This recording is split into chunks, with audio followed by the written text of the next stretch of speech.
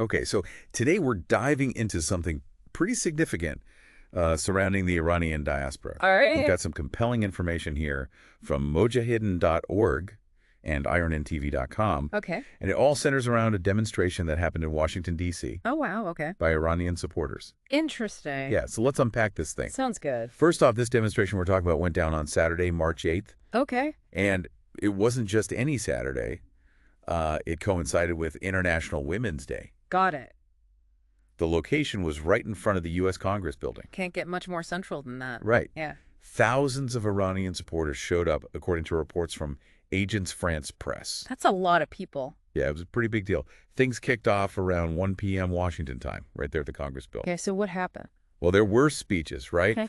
A bunch of American figures and representatives from the Iranian community all took to the stage. Interesting. Then after all the speeches, the whole crowd marched towards the White House. Wow. Okay. So they made their voices heard. Definitely. Now, one of the most prominent voices at this demonstration was Mariam Rajavi. Right. Yeah. Her message to the crowd really stood out in terms of offering a specific perspective on how change might happen in Iran. Yeah. What was her angle? Well, Rajavi was adamant that real change in Iran isn't just going to happen by chance. You know, it's not some spontaneous thing that'll just magically appear. Yeah, I get that. She was all about organized resistance and an actual uprising of the people as the only way to bring about that kind of fundamental change. So pretty powerful message. Yeah, absolutely. And this one line from her really stuck with me. The time is the time for uprising. Wow. Okay. Straight to the point. Definitely a call to action. Makes sense. Now, another familiar face at the demonstration was Rudy Giuliani. Okay. Yeah. And he came out strongly in support of Rajavi's goals, specifically her push for a democratic and non-nuclear Iran. And what was his reasoning for that? He believes achieving those goals is absolutely critical for stabilizing the entire Middle East region. I mean, that makes sense if you think about it. Right. Yeah, a stable Iran would have massive ripple effects. Exactly. And Giuliani also said something interesting about the Iranian people themselves. What was that? He said that they have everything they need within themselves to make this change happen, Interesting. that they don't need to rely on outside forces. It's all about the people, Rajavi, and the National Council of Resistance of Iran. Okay, so an emphasis on self-reliance. Yeah. And he went even further, saying that as long as what he called the Khamenei terror regime stays in power, there's no chance for real peace in the Middle East. Okay, so he's drawing a direct line between the current regime and the instability. Absolutely. Now, Congressman Brad Sherman also addressed the crowd, Okay. and he echoed that support for the Iranian people's desire for a free, democratic, and non-nuclear Iran. Yeah, those seem to be the recurring themes for sure. Right, because what everyone's talking about. Yeah. But Sherman was pretty clear about how he sees this happening.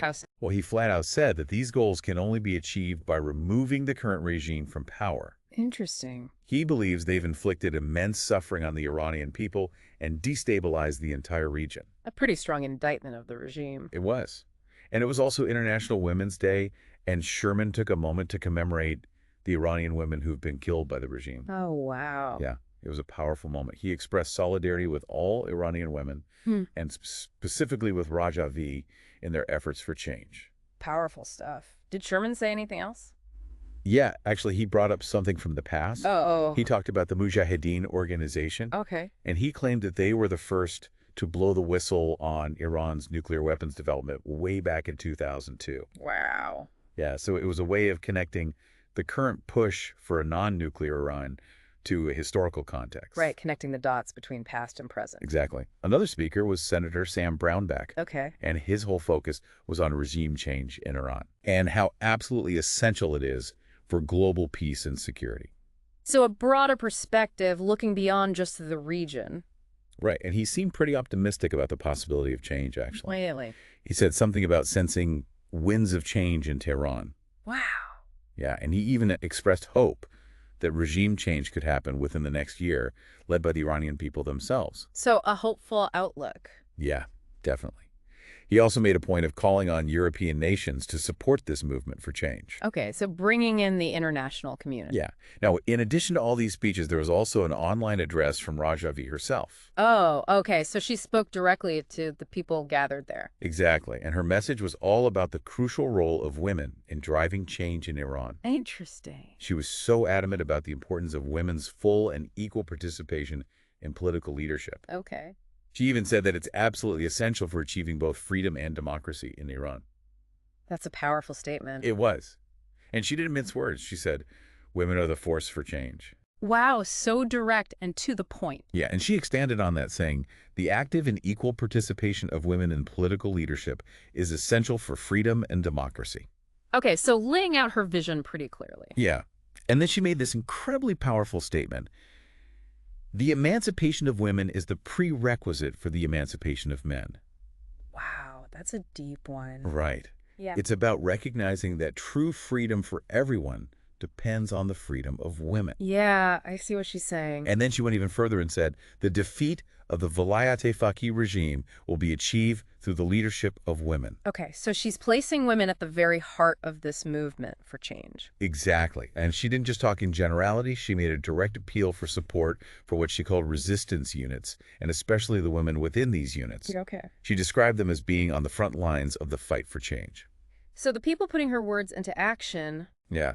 And she went back to her main argument that the most effective way to fight back against what she sees as the regime's constant war on its own people is through organized resistance and uprising. So a very specific strategy. Yeah. And her final words were all about the personal commitment required to win freedom.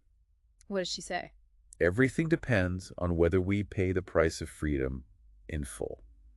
That is why we have come to the field, and we say that the time is the time for uprising. Wow. A powerful way to end. Yeah. Definitely leaves you with something to think about. It does. So you step back and look at all the information from these different sources. A clear message emerges. What's that? They all believe that real fundamental change in Iran can only happen through organized resistance. Okay. And that this resistance needs to be driven by the Iranian people themselves, with figures like Rajavi playing a key role. Right. And there's also that element of support from international figures. Yeah, for sure. So it's about internal action with external backing. Right. Well, this whole event really makes you think about the impact of these international demonstrations. Yeah. And these persistent calls for an internal uprising within Iran. Definitely. It raises questions about how external pressure and internal dynamics can work together to shape the future of Iran. You know, and it makes you wonder what the response will be both inside and outside of Iran. Yeah. How will the regime react? Will we see more international support? Lots to think about for sure. Definitely. This is a story that's far from over. Absolutely. Yeah. Well, that's all the time we have for today's deep dive. Thanks for having me. Until next time. Okay. Bye. See you.